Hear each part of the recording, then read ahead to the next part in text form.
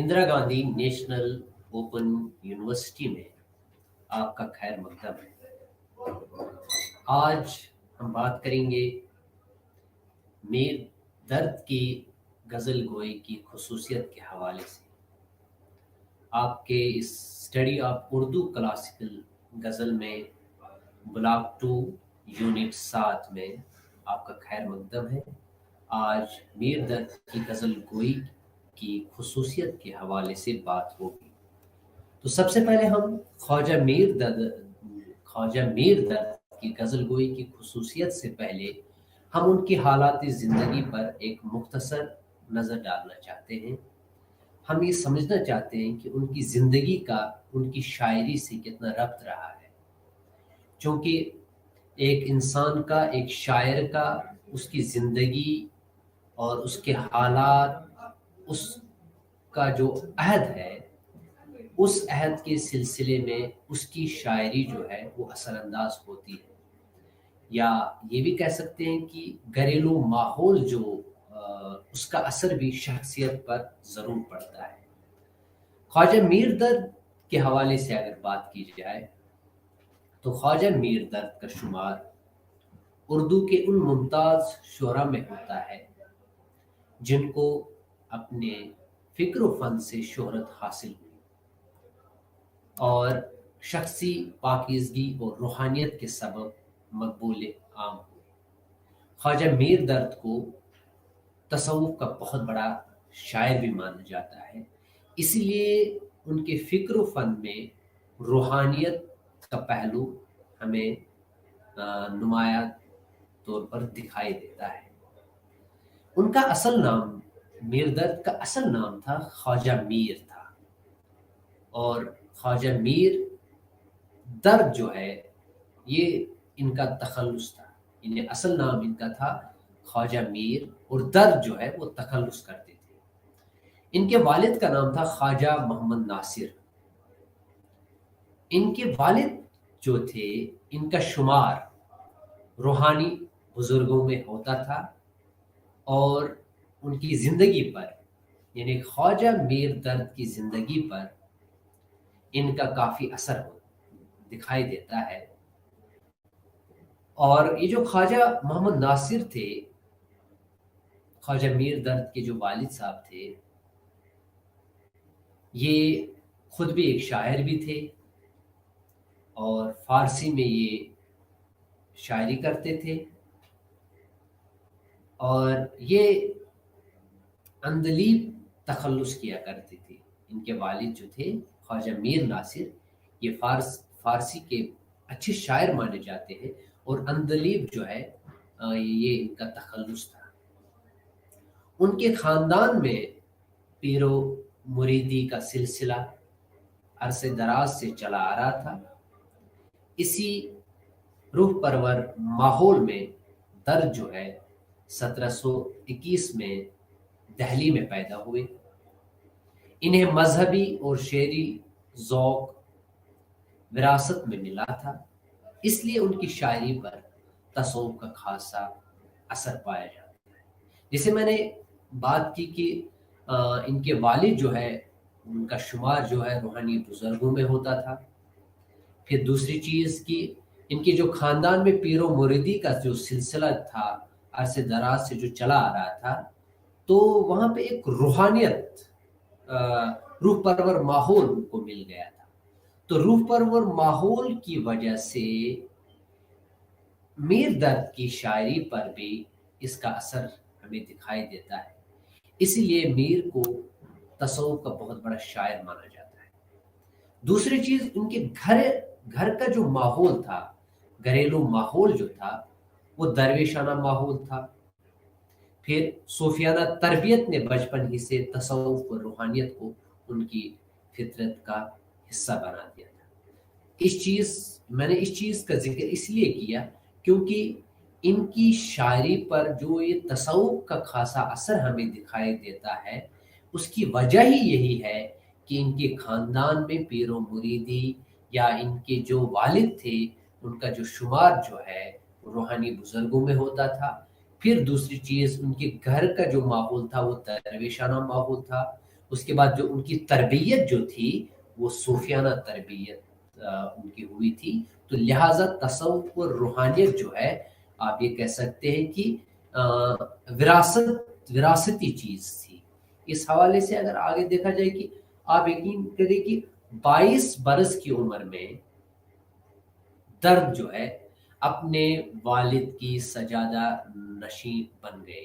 یعنی والد کی جگہ اب انہوں نے لے لی. پیر و مریدی کا جو یہ سلسلہ تھا صرف میر درد 22 سال کی عمر میں وہ اپنے باپ کی جگہ سجادہ نشین ہو گئے، اپنے والد کی جگہ. اچھا، اور تصوف جو ہے ان کی زندگی کا اوڑھنا اور بچھونا بن گیا. یعنی 22 برس کے ہی، اس سے پہلے بھی تھا لیکن 22 برس میں چونکہ جب وہ سجادہ نشین ہو گئے، بیٹھ گئے اس کرسی پر، یا آپ یہ کہہ سکتے ہو کہ وہاں پہ انہوں نے جو ایک سلسلہ چلا آ رہا تھا ان کے وفات کے بعد، اب ان کو یہ کرسی دے دی گئی. تو تصوف ان کی زندگی کا اب اوڑھنا اور بچھونا بن گیا. ان کی زندگی جو ہے عبادت و ریاضت اور سچی خدا پرستی سے معمور تھی.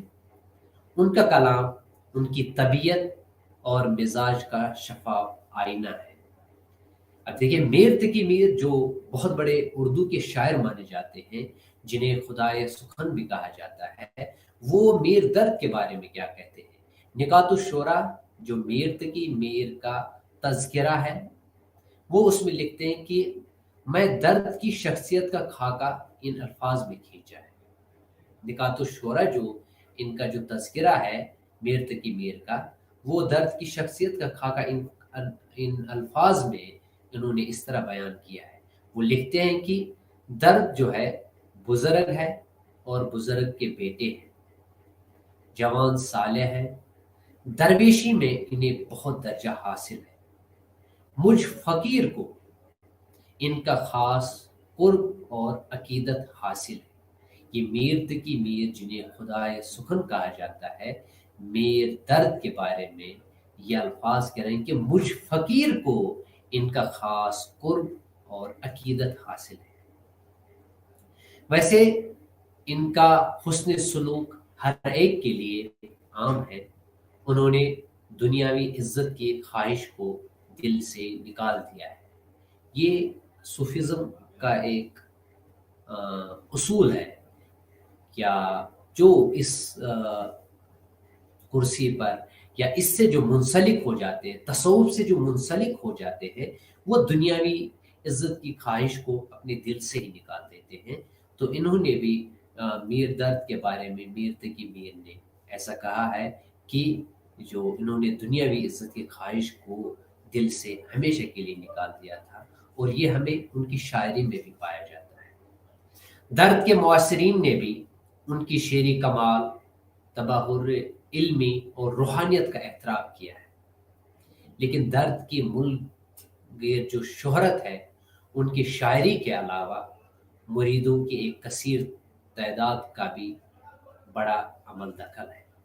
اور چونکہ ان کے مرید جو ہے بہت زیادہ تھے، کیونکہ 22، جیسے ہم نے کہا کہ 22 برس کی جو عمر میں انہوں نے جو والد کے جو سجادہ نشین بن گئے تھے، اس کے بعد پیر و مریدی کا یہ سلسلہ آگے چلتا رہا. تو ان کو شہرت ان کی شاعری کے علاوہ جو ہے مریدوں کی ایک کثیر تعداد کا بھی ایک اس میں بڑا عمل دخل ہے. کیونکہ ہم شاعری کے حوالے سے یہاں بات کریں گے، ہم یہ دیکھیں گے کہ میر تقی میر کو ایک شاعر کی حیثیت سے جو ہے، یا ان کا جو شمار اردو کے ان ممتاز شعراء میں جو ہوتا ہے وہ کس حوالے سے ہو رہا ہے. دوسری چیز، ہم خواجہ میر درد کا زمانے کے حوالے سے اگر ہم بات کریں گے، کیونکہ میں نے اس سے پہلے بھی کہا، ابتدا میں نے جب اس چیز کا ذکر کیا کہ اس عہد کا جو ماحول ہوتا ہے، اس کے سیاسی سماجی جو صورتحال ہوتے ہیں، کہیں نہ کہیں اس کا بھی اثر جو ہے شاعری پر، ادب پر ضرور پڑتا ہے. تو خواجہ میر درد کا جو زمانہ ہے وہ سیاسی اعتبار سے بڑی افراتفری اور ہنگامہ آرائیوں کا تھا. مختلف طریقوں سے دلی کو برباد کیا جا رہا تھا، وہاں پہ بہت سے لوگ چاہے شعراء تھے وہ وہاں سے منتقل ہو رہے تھے، دوسری جگہ جا رہے تھے، صرف اس وجہ سے کیونکہ وہاں پہ افراتفری اور ہنگامہ آرائیاں بہت زیادہ تھی۔ تو بیرونی حملے وہاں پہ، غذا اور اشیاء کی قلت کی وجہ سے لوگوں کے کاروبار جو ہے تباہ ہو چکے تھے، دربار شاہی کا وقار جو ہے مجروح ہو چکا تھا، غرض روز بروز جو ہے مشکلات بڑھ رہے تھے، جس کی وجہ سے دلی جو ہے ایک شہر آشو بن گیا تھا۔ لیکن میر درد جو ہے انہوں نے ان حالات کو دیکھا اور ان حالات میں درد کے جو پائے استقلال میں جنبش نہ آئی اور انہیں اپنی جان و مال کی حفاظت کے لیے دلی چھوڑنے کا خیال تک بھی نہ آیا، اور یہی دہلی میں 1785 میں ان کی وفات ہو جاتی ہے۔ یعنی وہ اس ماحول سے گھبرا کر وہاں سے بھاگے نہیں، جیسے بہت سے شعراء جو ہے وہ وہاں سے منتقل ہو گئے تھے لکھنؤ، کیونکہ وہاں لکھنؤ کی جو عیش پرست تھی، وہاں کا ماحول جو تھا وہ دلی سے مختلف تھا۔ اور دلی کی شاعری کے حوالے، دبستانی دہلی کے حوالے سے جب ہم پڑھتے ہیں کبھی کبھار، تو وہاں پہ وہ جو آہ ہے، اور دبستانی لکھنؤ میں واہ ہے، وہ اسی وجہ سے کیونکہ افراتفری، ہنگامہ آرائی اور یہ جو بیرونی حملے تھے، یہ جو غذا اور اشیاء کی قلت، جتنی بھی چیزیں تھیں، وہ اس وجہ سے اس کا اثر جو ہے شاعری پر بھی پڑا، اور جو وہاں کے جو شعراء تھے انہوں نے اس وقت کے سیاسی اور سماجی حالات کو اپنی شاعری میں بھی پیش کیا۔ تو خواجہ میر درد کے یہاں بھی بہت ایسے اشعار بھی ہمیں مل جاتے ہیں جو اس وقت کے، اس عہد کے حالات کو بیان کرتے ہیں۔ خواجہ میر درد کا جو بیشتر کلام ہے وہ غزل کے فارم میں ہے، ان کے بیشتر غزلیں چھوٹی بحروں میں ہیں لیکن تاثیر سے پر ہے، اور یہی ان کا کمال ہے۔ دیکھیے، چھوٹی بحروں میں غزلیں کہنا یہ بہت بڑی کمال کی بات ہے، وہ اس وجہ سے کیونکہ غزل جو ہے خود ہی کم الفاظ میں شاعر کی معافی ضمیر کی ادائیگی کا نام ہے، اور اس کے بعد آپ اس غزل میں، جس میں کم الفاظ میں شاعر کو اپنے خیالات کو پیش کرنا ہوتا ہے، اور اس کے اوپر پھر یہ چیز کہ چھوٹی بحروں میں آپ کو اپنی بات پوری کرنی ہے، اور یہ کمال جو ہے یہ شاعر کا کمال ہوتا ہے، اور اس پر چھوٹی بحروں میں الفاظ اور بھی کم ہو جاتے ہیں، لیکن ان کم الفاظ میں اپنی پوری بات کو کہنا یہی کمال فن ہے۔ اس مشکل کو درد جو ہے بآسانی سے حل کر لیتے ہیں۔ ان کی جو زیادہ تر بیشتر غزلیں ہیں وہ چھوٹی بحروں میں، اور یہ کمال فن درد کے اندر جو ہے وہ اس مشکل کو بہت آسانی سے حل کر لیتے ہیں۔ تصوف کے اسرار و رموز کے ساتھ ان کی شاعری میں زبان رواں اور سلیس ہے، اپنے تخلص درد کی ہی طرح ان کی شاعری میں بھی وہی مفہوم، فضا اور درد مندانہ لہجہ موجود ہے۔ یعنی انہوں نے جو تخلص اختیار کیا درد، تو کہیں نہ کہیں ان کی شاعری میں بھی اس درد کا احساس ہمیں ملتا ہے۔ ان کی شعری زبان میں روانی اور سلاست پائی جاتی ہے، یہ ان کی غزل گوئی کی خصوصیت ہے۔ اور اس کے علاوہ دہلی کی جو ٹکسالی زبان کا استعمال بھی ہمیں ان کی شاعری میں دیکھنے کو ملتا ہے۔ درد کی جو شاعری کا جو محور ہے وہ عشق ہے، جو کہ صوفی تھے، لہذا ان کے یہاں عشق حقیقی بھی ہے اور عشق مجازی بھی ہے۔ ان کے نقطہ نظر سے ذات خدا بندی، انسانی عظمت اور فنا و بقا سب اس عشق حقیقی کے مظاہر ہیں۔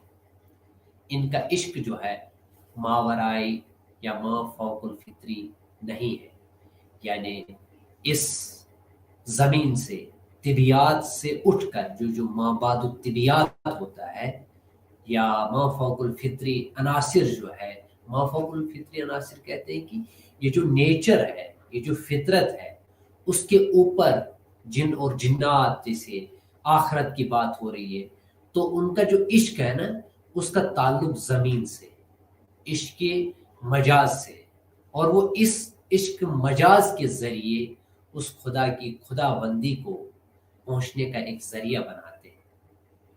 بلکہ عشق نے ان کے دل میں جو گداز یا درد مندی اور نرمی پیدا کی ہے، اس کے نتیجے میں نہ صرف ان کے یہاں انسانی درد نمایاں ہے، یعنی ان کا تعلق انسانی معاشرے سے بھی ہے، ان کے عشق کا جو تعلق ہے وہ انسانیت سے ہے، وہ انسانی درد جو ہے ان کے عشق میں نمایاں ہے، بلکہ یہ کہہ سکتے ہیں کہ ان کا سماجی شعور جو ہے وہ پختہ ہے، سماجی سوشل بانڈنگ اس کے یہاں، سوشل ہارمونی جو ہے وہ درد کی شاعری میں اور ان کے عشق کی شاعری، عشق حقیقی کے شاعری میں بھی پایا جاتا ہے۔ ان کی شاعری میں اپنے عہد کی، جیسے میں نے اس سے پہلے کہا کہ سماجی اس عہد، اپنے عہد کے سماجی اور سیاسی انتشار اور آشوب روزگار کی عکاسی بھی ملتی ہے۔ ان کا عشق حقیقی عشق مجازی کی شکل میں بھی نظر آتا ہے۔ صوفی ہونے کے باوجود وہ زندگی سے بیزار نہیں تھے۔ صوفیزم میں آپ کو یہ بات یاد رکھنی چاہیے کہ تصوف میں اس دنیا کو فریب، دھوکہ مانا جاتا ہے، اور یہ صوفی جو ہے، یہ تصوف کا جو وحدت الوجود کا جو تصور ہے، وہ کہیں نہ کہیں ایک انسان کو اس دنیا سے کنارہ کشی کرنے کا ایک سبق سکھاتا ہے۔ لیکن درد کے یہاں جو ہے وہ صوفی تو ہے، تصوف کے ان تمام موشگافیوں سے بھی واقف ہے وہ، لیکن صوفی ہونے کے باوجود وہ زندگی سے بیزار نہیں تھے، بلکہ زندگی کو وہ خدا کا بیش بہا عطیہ تصور کرتے تھے، ایک تحفہ ہے، اور وہ یہ سمجھتے تھے کہ اللہ تعالیٰ نے ہمیں جو زندگی دی ہے وہ کہیں نہ کہیں اس دنیا میں رہ کر ہمیں اس زندگی کو اچھے سے گزارنی ہے، اس کا انہیں احساس تھا، تو لہٰذا وہ اس زندگی کو خدا کا ایک بیش بہا قیمتی تحفہ تصور کرتے تھے اپنی زندگی کو، نہ کہ تصوف میں جو یا باقی صوفیوں کی طرح وہ اس زندگی کو یا اس دنیا کو فریب اور دھوکہ سمجھتے تھے، اور اس دنیا سے کنارہ کش ہونے کا وہ ان کے یہاں جو سبق ملتا ہے، ان کے یہاں یہ چیز نہیں ہے۔ اچھا، انہوں نے اپنی غزلوں میں محبت کی گناگو جذبات کو مختلف رنگوں میں پیش کیا ہے۔ ان کے یہاں عشق جو ہے وہ زیادہ تر فطری اور زیادہ حقیقی معلوم ہوتا ہے۔ جیسے میں نے کہا کہ ایک انسان، ان کا جو تعلق تھا نا، وہ سماجی شعور سے تھا، اور سماج جو ہے، سماج کا تعلق ایک انسان سے ہے، تو انسانی درد جو ہے وہ ان کی عشق میں جو نمایاں ہے۔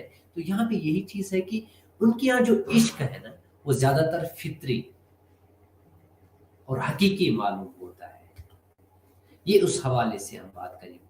اس حوالے سے پروفیسر قاضی جمال حسین جو ہے وہ درد کی شاعری کی خصوصیت بیان کرتے ہوئے لکھتے ہیں کہ ان کا ایک منضبط فکری نظام ہے جو ان کی شاعری اور نثری تحریروں کو ایک وحدت عطا کرتا ہے، ایک منفرد ایک مقام دیتا ہے۔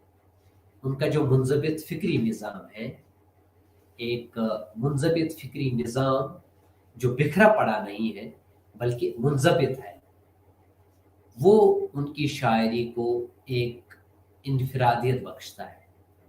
صوفیانہ تجربات کو تخلیقی اظہار کے تقاضوں سے ہم آہنگ کرنا اور پھر غزل کی جو مخصوص روایت اور رسومات کا پاس و لحاظ رکھنا درد کا ایک اہم جو ہے کارنامہ ہے۔ انہوں نے شعریات میں صوفیانہ اظہار کے لیے ایک مخصوص زبان پیدا کی، ایک مخصوص زبان اختراع کی۔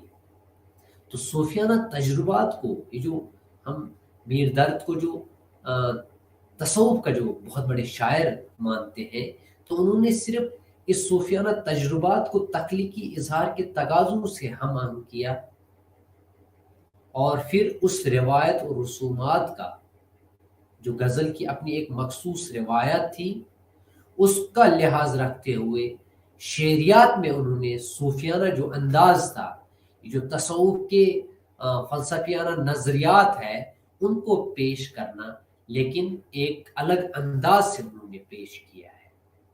تو یہ تھی کچھ چیزیں جو میر درد کے غزل گوئی کے حوالے سے ہمیں غزل کے متن سے پہلے یہ سب چیزیں جو ہے ذہن نشین کرنی چاہیے تھی، چونکہ آپ کے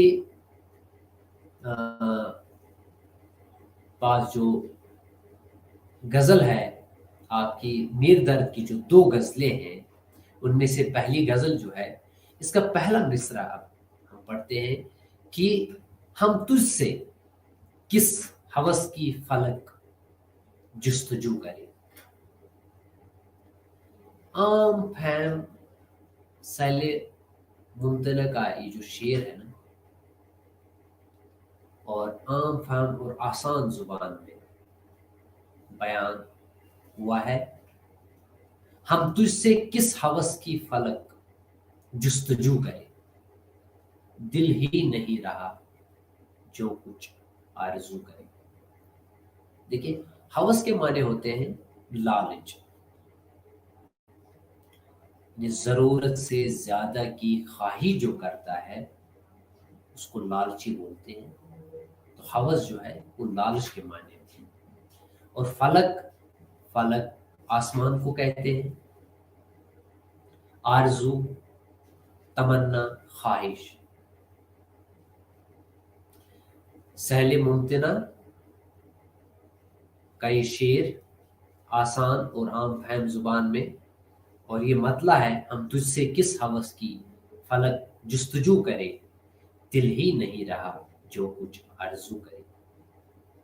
اب یہاں پہ ایک شاعر جو ہے وہ فلک سے مخاطب ہے،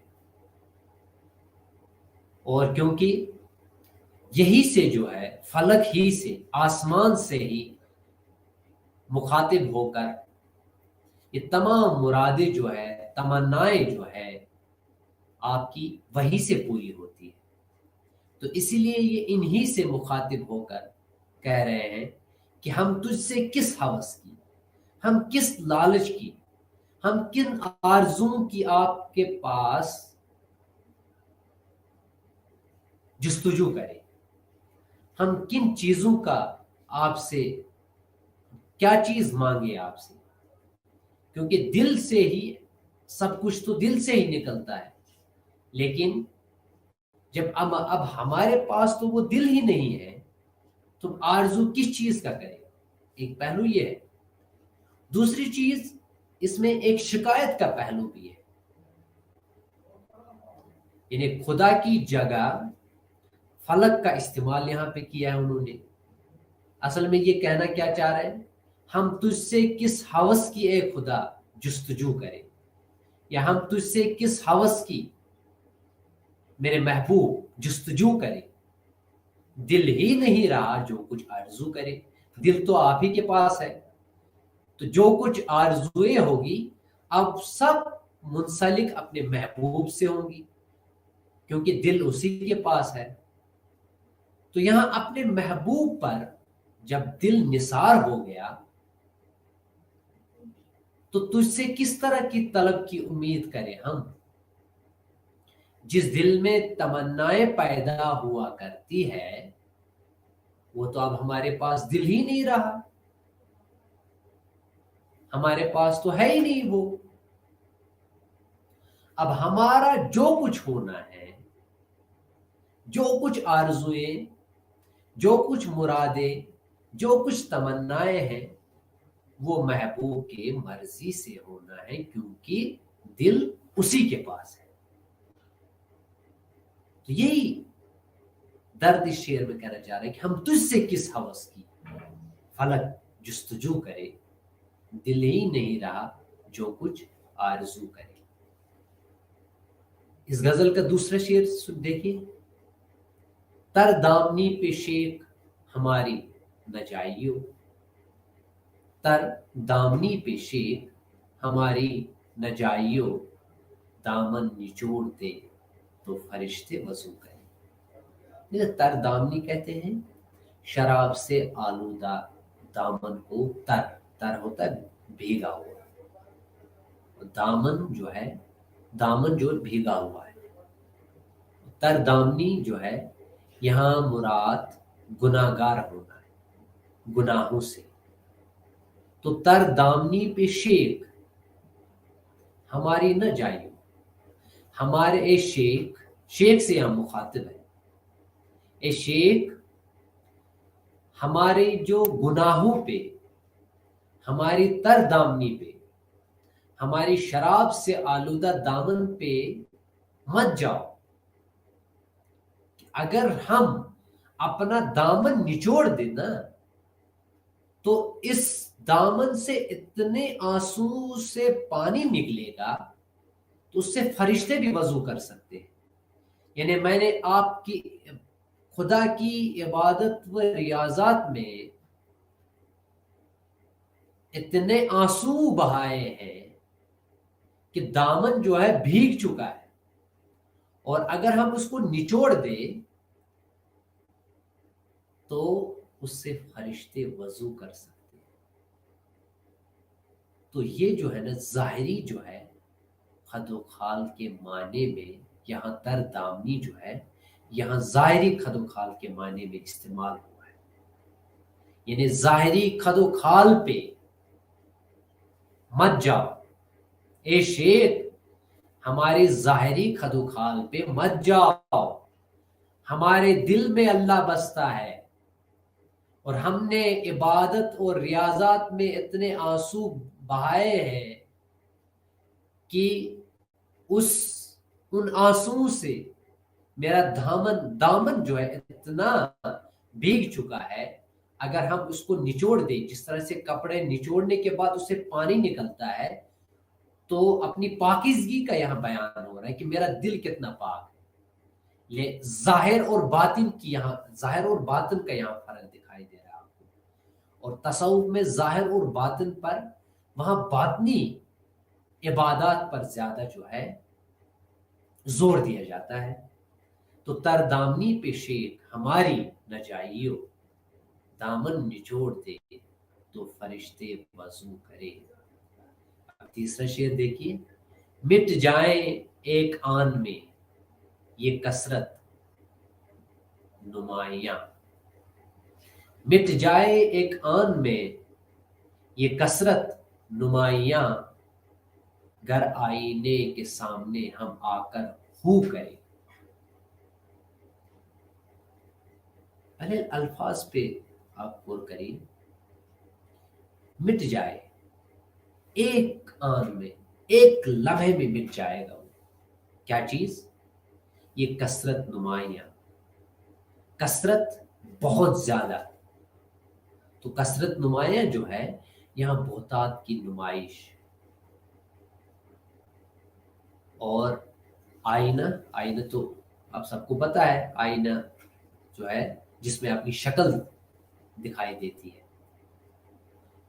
ہم آ کر ہو کہتے ہیں، اللہ جو ہے اللہ کی آواز نکالنا، اس کو ہو کرنا کہتے ہیں، ہو کرنا، اللہ کرنا۔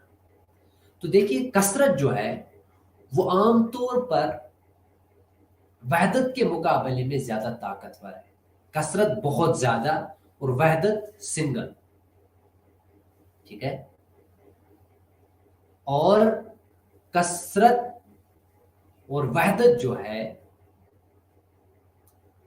وہ متضاد ہے. کثرت تو عام طور پر ہم اس سے مراد ایک طاقتور چیز کو لیتے ہیں جس میں بہت زیادہ چیزیں جو ہے ایک جگہ جمع ہوئی ہو. لیکن خدا کی قدرت اس درجہ طاقتور ہے کہ ہمارا بس آئینے کے سامنے اس کا نام لینا ہی کافی ہے. یہ جو آئینے کے سامنے کتنا بھی حسین شکل و صورت اور مغرور والا انسان سامنے آ جائے، بس وہاں پہ اگر صرف اللہ کا نام لیا جائے، آئینے کے سامنے ہم آ کر اگر اللہ اللہ کرے، یہ جو وحدت والی چیز ہے وہ کثرت میں بھاری پڑ جائے گی، اور ایک آن میں وہ چیز مٹ جائے گی. ایک لمحے میں وہ کثرت جو طاقت بر معلوم جو ہو رہی تھی، جب ہم اللہ کا نام ان کے سامنے لیتے ہیں تو ہر چیز جو ہے وہ فنا ہو جاتی ہے اس کے سامنے. یہ جو آئینے کے سامنے ہم اللہ کا نام لیتے ہیں تو یہ جو انسان کے اندر کی آرزوئے باطن میں جو چیزیں آپ چاہے اپنے آپ کو غرور سمجھتے ہو، چاہے اپنے حسن پر آپ غرور کرتے ہو، بہت سی چیزیں آرزوئے آپ کی ہے، جتنی بھی چیزیں آپ کو آئینے کے سامنے دکھائی دیتی ہے کہ میں کتنا خوبصورت ہوں، میں کتنا حسین ہوں، لیکن جب اللہ کا نام جب آتا ہے، اللہ کے حسن کی جب بات ہوتی ہے تو یہ حسن جو ہے اسی وقت جو ہے ختم ہو جاتا ہے. تو وہی کہا ہے شاعر نے کہ مٹ جائے ایک آن میں یہ کثرت نمائیاں، گر آئینے کے سامنے ہم آ کر ہو کریں. اگلا شعر ہے کہ سرتا قدم زبان ہے جو شمع گو کہ ہم، پر یہ کیا مجال جو کچھ گفتگو کرے. یہاں گفتگو ہے، جو کچھ گفتگو کرے. سرتا قدم زبان ہے، سر سے پیر تک ہمارے پاس زبان ہے، ہم بولتے ہیں ہر چیز اپنی اپنی اداؤں سے. آنکھ کی ایک اپنی زبان ہے، اور اوپر سے نیچے سرتا قدم جو ہے وہ پوری جو ہے اس کو زبان کہا ہے. مگر اللہ کے سامنے، اپنے محبوب کے سامنے کیا مجال کہ ہم اس کے آگے کوئی اپنی زبان کھول سکے یا اپنے آنکھوں سے کوئی اشارہ کر سکے. دیکھیں سرتا قدم، ہم ہاتھ ہلا رہے ہیں تو یہ بھی ایک زبان ہے. اگر میں کسی کو بغیر بولے چپ کراتا ہوں تو یہ بھی ایک زبان ہے. اسی طرح میں آنکھوں کے اشاروں سے کسی کو اشارہ کرتا ہوں تو یہ بھی ایک اشارہ جو ہے یہ بھی ایک زبان ہے. تو سر سے پاؤں تک جو ہے، شاعر کا کہنا ہے کہ سر سے پاؤں تک جو ہے ہر جسم میں ہر عضو جو ہے وہ بولنے کی صلاحیت رکھتا ہے. وہ اشارات، وہ کنایات سے اپنی بات، جسم کا ہر عضو اپنے اشارات اور کنایات سے نمایاں کرتا ہے اپنی باتوں کو. تو سرتا قدم زبان ہے جو شمع گو کہ ہم، پر یہ کیا مجال جو کچھ گفتگو کرے. اپنے محبوب حقیق کے سامنے یہاں اپنی ادنا حیثیت کا بیان ہے کہ میری کیا مجال، کہاں وہ صاحب جمال اور کہاں میں معمولی انسان. گرچہ میرے سر سے پاؤں تک میں زبان رکھتا ہوں، لیکن میں اتنی مجال نہیں رکھتا ہوں کہ اپنے محبوب کے سامنے کوئی گفتگو کروں. میں بے بس ہوں، میں اس کے سامنے بے زبان ہو جاتا ہوں. میں اپنے حسن کی تعریف اس کے سامنے کیا کروں جو خود حسین ہے، جو خالق ہے، ان حسین چیزوں کا، تو میں اس کے سامنے میری کیا مجال کہ اس کے سامنے میں اپنے حسن کی یا اپنے غرور کی ہر اس چیز کا ذکر اس کے سامنے کیا کروں؟ میری یہ ہمت نہیں ہوتی ہے، اپنے محبوب کے سامنے میری کوئی حیثیت ہی نہیں ہے کہ میں اپنے حسن کی تعریف کروں یا اپنے کسی کی بھی تعریف اس کے سامنے کروں، کیونکہ وہ خود صاحب جمال ہے۔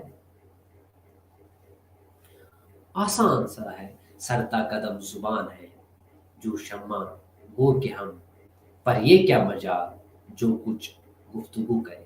یہ جس طرح سے شمع جو ہے اپنے آپ کو جلاتا ہے، روشنی پھیلاتا ہے، وہ اپنے آپ کو فنا کر رہا ہوتا ہے اور وہ کچھ بول رہا ہوتا ہے، اپنے عشق کا وہ بیان جو ہے وہ شمع کر رہا ہوتا ہے، لیکن میری اپنے محبوب کے سامنے یہ مجال نہیں ہے کہ میں اس کے سامنے اپنے آپ کو پیش کروں۔ اگلا شعر ہے کہ نہ گل کو ہے ثبات نہ ہم کو ہے اعتبار، نہ گل کو ہے ثبات نہ ہم کو ہے اعتبار، کس بات پر چمن ہوس و رنگ و بو کرے۔ یہاں سوال نشان کے طور پر یہ بات کریں،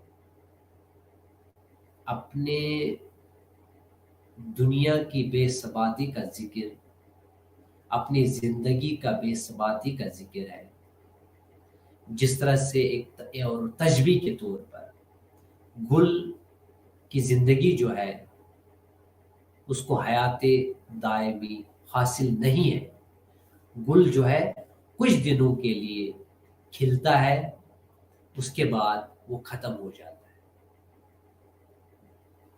اور زندگی بھی اسی طرح سے ہے۔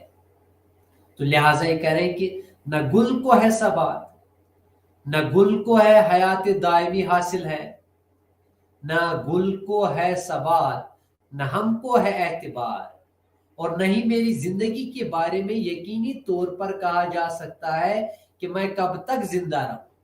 ہم دونوں کی یعنی میں اور گل جو ہے ہم دونوں کی زندگی جو ہے عارضی ہے۔ اب گل جو ہے کئی لمحوں کے لیے کھلتا ہے، اس کے بعد مرجا جاتا ہے، اور اسی طرح سے زندگی جو ہے یہ بھی ایک عارضی ہے، اس کو بھی دوام حاصل نہیں ہے۔ تو اب کس بات پر اے چمن، کس بات پر ہم ہوس و رنگ و بو کرے؟ جب یہ زندگی چند روزہ ہے تو رنگ و بو کی ہوس کرنے اور ان کو حاصل کرنے کی تگدو کرنے سے کیا حاصل ہے؟ ہمیں کیا فائدہ رنگ و بو پر لالچ کرنا؟ اے چمن، اس دنیاوی زندگی میں دل تبھی لگایا جا سکتا ہے جب یہ یقین ہو کہ مجھے ہمیشہ یہی رہنا ہے، لیکن ایسا تو ہے ہی نہیں، کیونکہ میری زندگی اس گل کی طرح ہے جو کچھ وقت کے لیے اس چمن میں اپنی رنگ و بو کو پھیلاتا ہے اور وہ کھلتا ہے اور پھر مرجھا جاتا ہے، تو اسی طرح سے میری زندگی بھی ہے۔ تو لہٰذا اب ہم کس چیز پر اترائے، کس چیز پر ہم غرور کریں؟ اس دنیاوی زندگی میں ہم کیوں دل لگائیں جب یہ عارضی ہے؟ یہ جو زندگی عارضی ہے، جس طرح سے پھول مرجھا جاتا ہے اس طرح زندگی بھی ہے، تو اس دنیا سے دل لگانے سے کیا فائدہ جب ایک نہ ایک دن ہمیں اس دنیا سے جانا ہے؟ تو یہی کہہ رہے ہیں شاعر میر درد، نہ گل کو ہے ثبات نہ ہم کو ہے اعتبار، کس بات پر چمن हाउसो रंगो बू करे। यहाँ चमन से मुराद दुनिया भी ले सकते हैं। ए दुनिया, हम किस बात पर लालच करें, हम हमेशा जब ये रहना ही नहीं है हमें। अगला शेर है कि है अपनी ये सुलह कि सब जायदाने शहर, ए दर्द आके बैते दस्ते सुबह के। ये इस गजल का जो है मक्ता है, आखिरी शेर है। जब इस जिंदगी में, जब इस दुनिया में रहना ही नहीं है, तो आखिर में इस शेर में जो है दर्द, शायर तमाम जाहिदान को, जाहिद कहते नेक और बुजुर्ग लोगों को, और सुलह मशवरा दे रहा है उन जाहिद लोगों को, उन नेक और पारसा लोगों को। इस चीज का मशवरा दे रहे हैं, जब इस दुनिया में तुम्हें रहना ही नहीं है तो मेरा एक मशवरा मान लो कि आकर बैयत कर लो, हाथ पर बैयत कर लो। बैयत जो है वो वफादारी के माने में है। और शायर की नजर में तमाम जाहिदान जो है उनको उनकी वफादारी पर शक है, तो लिहाजा वो उनको सलाह और मशवरा दे रहा है, ए शहर के तमाम बुजुर्गों, ए शहर के तमाम पारसी लोगों, ए शहर के तमाम नेक लोगों, मेरा ये मशवरा मान लो कि तुम आकर बैयत कर लो। ऐसी किस पर? दस्ते सबू करे। सबू, सबू कहते हैं शराब से आलू, ये सबू कहते हैं शराब का प्याला जो होता है, शराब का जो बर्तन है उसको सबू कहते हैं। और यहाँ पे हमेशा क्लासिकल गजल में जब भी शराब की बात होगी, आपको ये जहन में रखनी चाहिए ये बात, जब भी सूफिज्म में, जब भी तसव्वुफ में दर्द के यहाँ जब भी शराब का जिक्र होता है, या सूफिज्म में जब भी शराब का जिक्र होता है, तो वो उससे मुराद जो होती है वो मारिफत की शराब होती है। तो ये कह रहे हैं कि सब जाहिरी तौर पर है अपनी ये सलाह कि सब जाहिदाने शहर बैते दस्ते सुबह करे, आओ मारिफत का हम शराब पिए। मारिफत इलाही जो है हम उसकी शराब पिए, उस साकी से बैत कर ले, हम वफादारी का ऐलान करें हम आकर। सूफिज्म में बैत करना ये एक आम जो है, आम सी बात है, और वहां पे बैत की जाती है। तो शायर भी इसी में ये कह रहे हैं कि जब उसने देखा कि जाहिदान शहर जो नेक लोग हैं उनके यहाँ मारिफत जो है वो उसकी कमी है, रूहानियत की कमी है, बातिन की कमी है। ज़ाहिरी तौर पर वो इबादत तो कर रहे हैं, लेकिन बातिन जो है उनका खाली है। तो उन्होंने, और उनकी जो वफादारी है वो सही नहीं है अपने महबूब से। तो दर्द करें कि है अपनी ये सिला के सब जायदान शहर, आके अब बैत कर लो, किस चीज की? मारिफत की बैत कर लो। शायर के नजर में तमाम जाहिदों की जो वफादारी है वो मशकूक है, इस बात को महसूस कर रहे हैं, इसलिए वो उन्हें नए सिरे से बैत करके वफादारी का ऐलान करने की बात कर रहे हैं। आके बैत कर लो और वफादारी का ऐलान कर लो कि हम अपने महबूब के साथ उस मारिफत को पिएंगे, उस मारिफत की शराब को पिएंगे। ये इस غزل میں، اس شعر میں میر درد کہنے کی کوشش کر رہے ہیں۔ دوسری غزل کا جو پہلا مطلع ہے وہ ہے کہ تہمت چند اپنے ذمے دھر چلے، جس لیے آئے تھے سو ہم کر چلے۔ دیکھیے دنیا میں یہاں آنے کا مقصد بیان ہوا ہے۔ اب اس دنیا میں ایک انسان کو بھیجا گیا ہے اشرف المخلوقات کے طور پر، اور اللہ تعالیٰ نے کہا کہ جب فرشتوں کو کہا کہ انی جاعل فی الارض خلیفہ، میں زمین پر اپنا جانشین، اللہ تعالیٰ نے اپنے اس بندے کو، ایک انسان کو جانشین کے طور پر اپنا جانشین کہا ہے۔ تو جب اس دنیا میں اسے بھیجا ہے تو کسی مقصد کے لیے بھیجا ہوگا۔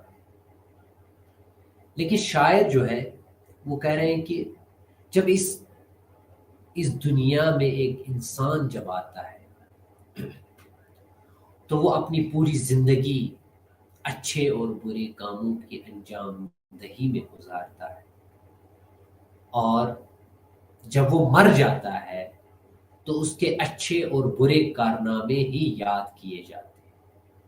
ان کے کرم جو ہے، ان کے کام جو ہے، انہی کی وجہ سے انہیں یاد کیا جاتا ہے، اور وہ کام جو ہے برے بھی ہو سکتے ہیں اور اچھے بھی ہو سکتے ہیں۔ اچھے اور برے کام کی وجہ سے ایک شخصیت کی پہچان ہو جاتی ہے۔ اور اس دنیا میں بہت سے لوگ جو ہے اس انسان پر تہمت بھی لگاتے ہیں۔ مثال کے طور پر یہ بیکار انسان ہے، زندگی میں کچھ حاصل نہیں کر سکا، اپنے محبوب کے ہمیشہ اپنے محبوب کی بات کرتا ہے، اس کا ظاہر جو ہے اس کا باطن جو ہے وہ خالی ہے، صداقت سے خالی ہے۔ بہت سی تہمتیں لگتی ہیں، مختلف طریقوں سے تہمتیں لگتی ہیں، اور شاعر کو بھی اس چیز کا احساس ہے اور اس چیز کا افسوس ہے کہ میں دنیا سے رخصت تو ہو رہا ہوں لیکن بے فائدہ، لہذا اگر اور کچھ اور دن مل جاتے تو اچھے کام کرتے۔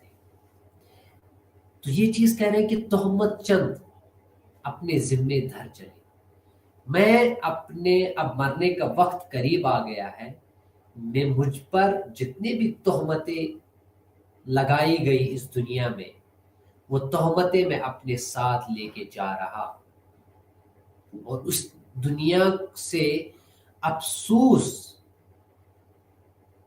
کے ساتھ رخصت ہو رہا ہوں۔ تو جس لیے ہم آئے تھے، جس مقصد کے لیے اس دنیا میں آئے تھے، وہ تو ہم لے کے نہیں جا رہے، تو ہم جو ہے اپنے ساتھ چند تہمتیں اپنے ساتھ لے کے جا رہے ہیں۔ اب اس میں ایک نصیحت کا پہلو بھی ہے کہ کچھ اچھا کرو، تم جس کے لیے تمہیں اللہ تعالیٰ نے پیدا کیا ہے، تمہیں جو اشرف المخلوقات کا جو درجہ ملا ہے، تمہیں جو اللہ نے اپنا نائب مقرر کیا ہے، تمہارے لیے یہ زندگی، یہ دنیا جو ہے مسخر کی ہے، اس میں تم اچھے کام کرو، اور اچھا کرو گے۔ اگر اچھا نہیں کرو گے اس دنیا میں تو تمہیں بہت زیادہ پچھتاوا ہوگا۔ ایک نصیحت کا پہلو بھی اس شعر میں ہمیں دیکھنے کو ملتا ہے۔ زندگی ہے یا کوئی طوفان ہے، ہم تو اس جینے کے ہاتھوں مر چلے۔ دیکھیے زندگی کو شاعر نے یہاں پہ طوفان سے تشبیہ دی، اور طوفان جس طرح سے اس میں اتار چڑھاؤ، نشیب و فراز جو ہوتا ہے، ایک طوفان جو ہے وہ بہت تیز سے گزرتا ہے.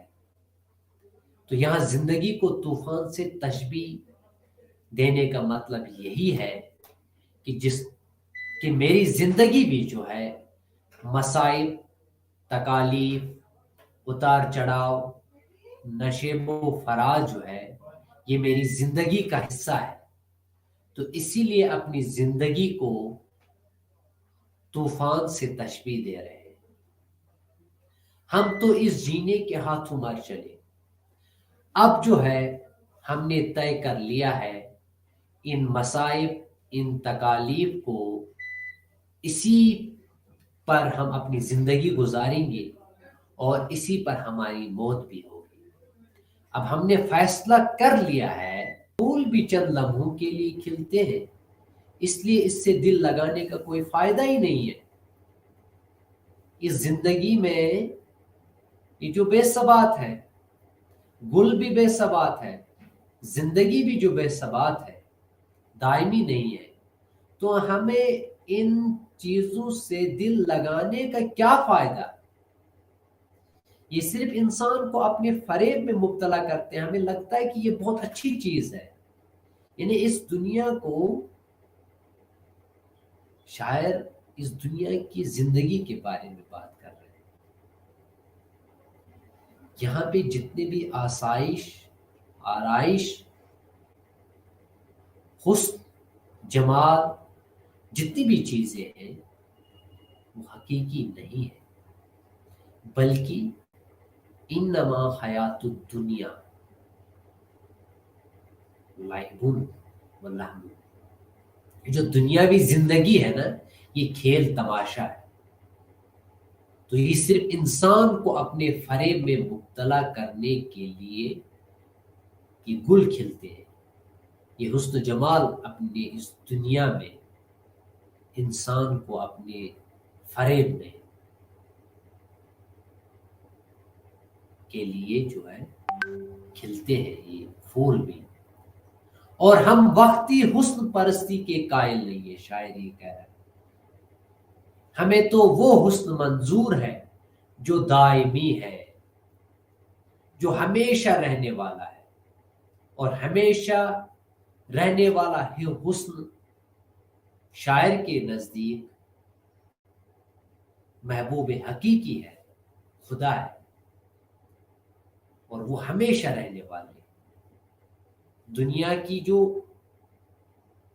حسن پرستی ہے وہ تو ختم ہو جائے گی. جس طرح سے پھول، جس طرح سے گل جو ہے وہ کھلتا ہے، صبا آنے کی وجہ سے پھر ختم ہو جاتا ہے. لیکن میں اس حسن کا قائل نہیں ہوں جو ختم ہو جائے، بلکہ حسن دائمی کا قائل ہوں، ہمیشہ رہنے والے حسن کا قائل ہوں. اور جو کس کی ہے؟ اللہ کی ذات. جو اس دنیا میں، اس عالم میں اور عالم بے ثبات میں، عالم بے ثبات کہتے ہیں ہمیشہ نہ رہنے والا جو عالم یا دنیا ہے. یہاں رنگینیوں، دلچسپیوں کی کوئی کمی نہیں ہے، لیکن یہ سب یاد، اگر یہ سب چیزیں خدا کی خدا بندی سے غفلت کا سبب بنے تو شاعر کہہ رہے ہیں کہ ایسی آسائشوں، ایسے حسن پرستی سے ایک انسان کو گریز کرنا چاہیے، کیونکہ یہ ظاہری طور پر آپ کو اپنے فریب میں مبتلا کر رہا ہے. تو وہی چیز کہہ رہے شاعر، کیا ہمیں کام ان گلوں سے صبا، ایک دم آئے ادھر چلے گئے. یعنی اس عالم میں بے ثبات میں کوئی چیز جو ہے وہ رہنے والی نہیں ہے، کوئی حسین چیز جو ہے وہ رہنے والی نہیں ہے. صرف اللہ کی ذات حسین ہے اور ہمیشہ رہنے والی. تو اس لیے جو ہے ہمیں اس دنیا سے کیا لینا دینا. اگلا شعر دیکھیے. شمع کے مانند ہم اس بزم میں، شمع کے مانند ہم اس بزم میں، چشمے تر آئے تھے دامن تر چلے۔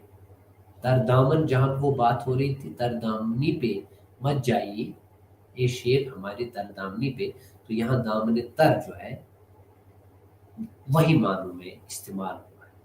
تو شمع کے مانند ہم اس بزم میں، شمع ایک پاک صاف چیز جو روشنی بکھیرتا ہے اور جو اپنے آپ کو جلاتا ہے، روشنی دیتا ہے۔ تو ہمیں اللہ تعالیٰ نے اسی لیے یہاں بھیجا تھا، اور ہم جو ہے اس دنیا میں چشم تر آئے تھے، پاک اور صاف چشم نظر، پاکیزگی لے کر آئے تھے، لیکن ہم کیا لے کر جا رہے ہیں؟ دامن تر، انہیں گناہوں سے بھری پڑی زندگی ہم لے کے جا رہے ہیں۔ ہم تو آئے تھے چشم تر لے کر، ہم تو آئے تھے پاکیزہ چشم لے کر، صاف نظر لے کر، وہ شمع کے مانند ہم آئے تھے، وہ شمع جو اپنے آپ کو جلا کر دوسروں کو روشنی دیتا ہے، دوسروں کو تکلیف نہیں دیتا ہے۔ لیکن ہم نے کیا کیا؟ ہم نے اپنی زندگی میں دوسروں کو تکلیف دی۔ انسانیت کا پیغام اس شعر میں، شمع کے مانند ہم اس بزم میں، چشم تر آئے تھے دامن تر چلے۔ انسان کے بارے میں یہ تصور کہ وہ شمع کے مانند صاف، روشن اور امید کا سہارا لے کر آیا، اور وہ آیا تھا روشنی بکھیرنے کے لیے، انسانیت کو من الظلمات الی النور، اس ظلمات سے، اس اندھیرے سے اس نور کی طرف لے جانے کے لیے آیا تھا۔ وہ چشم تر، پاک، صاف اور نورانی نظر کے ساتھ اس دنیا میں اسے بھیجا گیا تھا۔ ایک انسانیت کا اسے سبق دیا گیا تھا کہ آپ کو انسانیت کا درس دینا ہے، لیکن افسوس اس دنیا سے دل لگا کر جو ہے اس نے کیا کیا؟ ظاہری چیزوں میں دل لگا کر اس نے اپنے دل پر، اپنے آپ پر ایک گناہوں کے انبار لے کر جا رہا ہے۔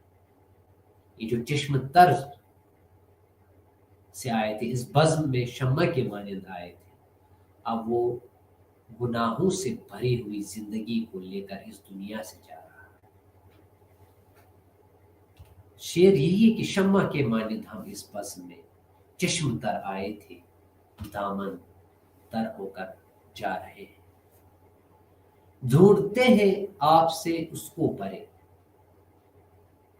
دیکھیں صوفیزم، تصوف میں خدا کو تلاش کرنے کا ایک ذریعہ جو ہے وہ من ہے، اپنے من میں ڈوب جانا،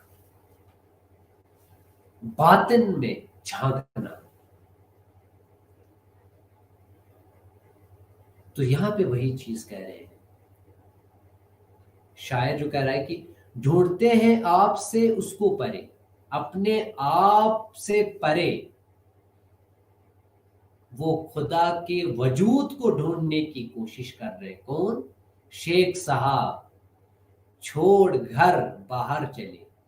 انہیں یہ شیخ صاحب جو ہے وہ اپنے گھر کو، اپنے دل کو چھوڑ کر باہر خدا کے وجود کو تلاش کرنے کی کوشش کر رہا ہے، وہ نہیں ملے گا۔